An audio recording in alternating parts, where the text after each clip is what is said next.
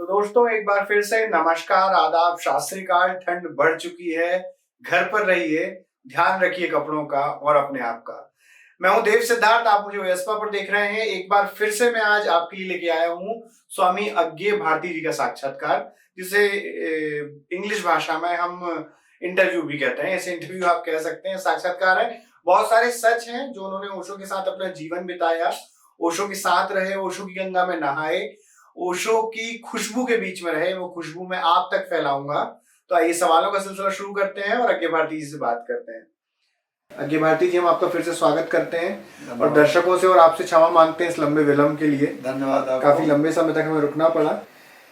कि ओशो जब north Carolina चले गए तो आखिर ऐसा क्या था कि उनको वहां पर जाना पड़ा, जहां पर वो अरेस्ट हुए? उनके साथ काफी सारी ऐसी चीजें हुई जो नहीं होनी चाहिए एक बुद्ध पुरुष के साथ।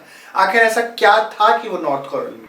असल में क्या है, जब मैं वहाँ था रजनीशपुरम में अक्टूबर 24 को चला आया था, तो तब भी अफवाहें हो रही थी कि अब उस अरेस्ट होते हैं, वो उस अरेस्ट होते हैं।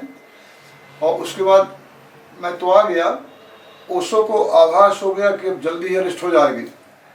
तो ओशो नॉर्थ कैरोलिना इसलिए चले गए, उसका हम एक यहाँ जबलपुर से जोड़ते हैं तो ज़्यादा समझ में आएगा क्लियर। एक बार जबलपुर से इस बार भवन में लेक्चर चल रहा था, तो बीच में एक आदमी खड़ा होकर कहा कि आचार्य जी गांधी के बारे में कोई अच्छी बात भी कहें। 3-4 लोग खड़े हो गए और नाराज होने लगे। ओशो ने कहा नहीं, बैठ जाए। मैंने सुन लिया, बैठ जाए। हम इतने पतले टीन के बने हुए हैं, बड़ी जल्दी गर्म हो जाते हैं। कोई बात नहीं, जाने के पहले मैं एक अच्छी बात कह जाऊंगा आपको। और बुलंदी से उन्होंने गांधी की आलोचना की। बाद में मालूम पड़ा कि वो आदमी जब लेक्चर खत्म हुआ, बाद में किन्हीं लोगों ने 2-4 चाटे उसको जड़ दिए। तो ओशो ने हम लोगों से कहा कि देखो ऐसा कभी आए मामला तो तुम लोग जरा ध्यान रखा करो कि मारेगा कोई और, बदनाम तुम होगे। एक बात। दूसरी बात, बड़ी मार्वलस बात कही, बहुत करुणा की बात कही।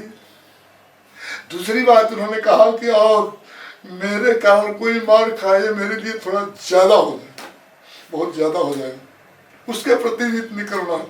तो ओशो को मालूम था कि रजनीशपुरम में अरेस्ट होंगे तो लोग 5000 खुद एक दफे कह चुके हैं। किसी ने क्वेश्चन पूछा, महाशया ने, वर्ल्ड सेक्रेटरी थी उस समय, उसने पूछा कि beloved Bhagwan, there is a rumor that you are to be arrested in a day or two। ऐसी अफवाह है कि आप 1-2 दिन में अरेस्ट होने वाले हैं, प्लीज कमेंट। तो भगवान से ने कहा जेल का अनुभव नहीं तो अभी अनुभव ले लेंगे, लेकिन उनको हथकड़ी लेके आना चाहिए और उनको 5000 हथकड़ियाँ लेके आना चाहिए। मेरे साथ 5000 लोग चलेंगे, ऐसा पहले कहा भी था। तो अगर वहाँ रहते तो पक्का है 5000 लोग आपत्ति करते, मार काट होती, खूना खच्चर होता। जो गैर आदमी के लिए ओशो के मन में इतनी करुणा थी जबलपुर में कि मेरे लिए ज्यादा हो जाएगा, मेरे कारण कोई पिटे तो सन्यासी उनके कारण मर्डर होता, मारे जाते, खूना खच्चर होता, कितना तकलीफ होती। इसलिए वो वहाँ चले गए। इसको सभी लोगों को बोध नहीं है, जानते ही नहीं। वहाँ तो कह दिया कि भाई मित्र के यहाँ जा रहे थे आराम करने के लिए। रजनीशपुरम से ज़्यादा आराम कहाँ हो सकता है, इतना बढ़िया आवास था, स्विमिंग पूल, 24 घंटे एक सर्टेन लेवल पे गर्माहट के मेंटेन किया जाता था। उससे 2 बार 3 बार नहाते थे उसमें। तो उससे आराम तो कहीं दूसरी जगह किसी फ्रेंड के यहाँ नहीं हो सकता था। सिर्फ इस कारण गए कि ताकि यहाँ खूना खच्चर न हो लोगों को। ये किसी ने अभी तक बताया नहीं, किसी को बोध नहीं। हम तो बता रहे हैं ना कि ओशो के दिल के साथ मेरा दिल धड़कता रहा है।